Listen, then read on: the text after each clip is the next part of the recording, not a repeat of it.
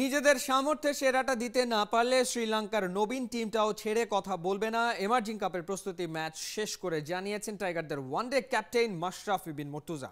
One day squad পছন্দ হয়েছে বলেও জানিয়েছেন ম্যাশ। শামসুল আরিফিনের রিপোর্ট।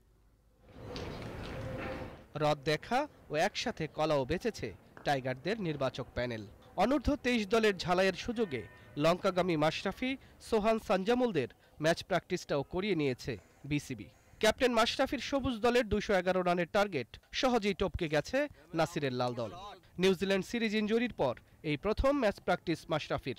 ৮ ওভার বল করেছেন ৪১ রান দিয়ে উইকেট শূন্য, ব্যাট হাতে করেছেন ১৯ রান। প্রায় ৩ মাস পরে ম্যাচ খেলতে নামছে। উদ্দেশ্য ছিল এটাই, জানি কঠিন হবে, তবে প্রথম দিকে স্টার্টিংয়ে নো বলও হচ্ছিল, সো ওই জিনিসগুলো কাভার করা, অ্যাডজাস্ট করা ইম্পর্টেন্ট। লাস্টের দিকে আবার কাভার হয়ে গিয়েছিল। সো ওভারঅল এটা খুব ইম্পর্টেন্ট ছিল আমার জন্য, যে কারণে খেলা সেটার জন্য। আরও একটা প্র্যাকটিস ম্যাচ আছে শ্রীলঙ্কা, যে আশা করি এর ভেতরে ইনশাল্লাহ ঠিক হয়ে যাবে। দলের বাকি ৩ সদস্যকে সাথে নিয়ে মাশরাফি শ্রীলঙ্কা রওনা হবেন ১৮ মার্চ। সিরিজটা জলের মতো সহজ হবে বলে মনে হচ্ছে না ওয়ানডে ক্যাপ্টেনের। শ্রীলঙ্কার রিসেন্ট ফর্ম যদি আপনি দেখেন, তারা ভালো করছে। ইভেন অস্ট্রেলিয়া যেও তারা ২টা ম্যাচ জিতে এসেছে, সাউথ আফ্রিকাও টি-20 সিরিজ তারা জিতেছে। সো ওদের ভালো কিছু নতুন প্লেয়ার আসছে। আমার মনে হয় টি-20 ওয়ানডেতে ওরা ভালো সাইড, ওভাবে দেখার কিছু নেই। আর আমাদের সেরা খেলা না খেললে অবভিয়াসলি আপনি যে কোনো টিমের সাথে হারতে পারেন। সো আমাদের সেরাটাই খেলতে হবে, বাদবাকি কারা কেমন টিম ওটা আসলে চিন্তা করার সুযোগ নাই এখন। মাহমুদুল্লাহ রিয়াদকে নিয়ে জটিলতা, সেই নিয়ে কথা বলতে চাননি টাইগারদের ওয়ানডে ক্যাপ্টেন। দেখেন, এইসব নিয়ে আমার মনে হয় একটা সিরিজের আগে আলোচনা অ্যাটলিস্ট প্লেয়ারদের না করাই ভালো। যেটাই হবে আমার বিশ্বাস আল্লাহ যা করেন ভালোর জন্য করেন, এবং আমাদের কাজ যেটা সেটা নিয়ে আমাদের চিন্তা করাই ভালো। ২৫ মার্চ ডাম্বুলায় ৩ ম্যাচ সিরিজের প্রথম ওয়ানডে খেলবেন মাশরাফিরা। শামসুল আরিফিন, ৭১। বাংলাদেশের ১০০তম টেস্টের সাক্ষী হতে প্রথম টেস্ট খেলা একাদশকে শ্রীলঙ্কা এনে সংবর্ধিত না করলেও শীঘ্রই ঢাকাতে তাদের সংবর্ধনার ব্যবস্থা করবে বিসিবি।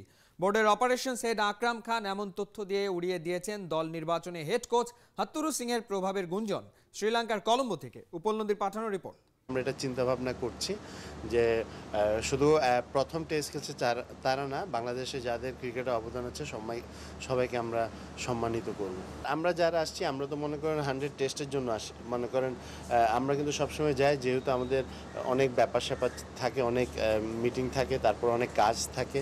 ১০০তম টেস্টে গোটা টাইগার স্কোয়াড সংবর্ধিত হলেও উপস্থিত ছিলেন না মাহমুদুল্লাহ রিয়াদ। যেহেতু ওর কোনো অ্যাক্টিভিটিস নেই আপনার এখানে, হয়তোবা সে একটু, যেহেতু ও গত 10-12 বছর বাংলাদেশ টিমের সাথে খেলে আসছে এবং সে হয়তো মেন্টালি একটু ব্রেক চেয়েছে, বিধায় সে রেস্ট নিয়েছে। বুধবার রিয়াদ ইস্যুর সব দায়িত্ব নিজের কাঁধে নিয়েছিলেন বিসিবি প্রেসিডেন্ট। তারপরও আলোচনার কমতি নেই। অনেকেই বলছেন স্কোয়াড আর একাদশ নির্বাচনে হেড কোচ হাতুরে সিংহের অতিরিক্ত প্রভাবের কারণেই নাকি জন্ম দিচ্ছে অনাকাঙ্ক্ষিত এমন ঘটনা। সিলেকশন কমিটিতে অবজারভার হিসাবে আছি এবং আমি সবার ওপিনিয়ন নিই। তো যেহেতু আপনার লাস্ট টাইম একটা হাতুরার সাথে একটা সমস্যা হওয়াতে এই প্ল্যানটা আমরা করেছি। সিলেক্টরদেরকেও কিন্তু খুবই রেসপেক্ট করে, ওর যে ওপিনিয়ন সেটা সে কিন্তু ক্লিয়ারলি করে দেয় এবং সিলেক্টররা কিন্তু টিমটা সিলেক্ট করে।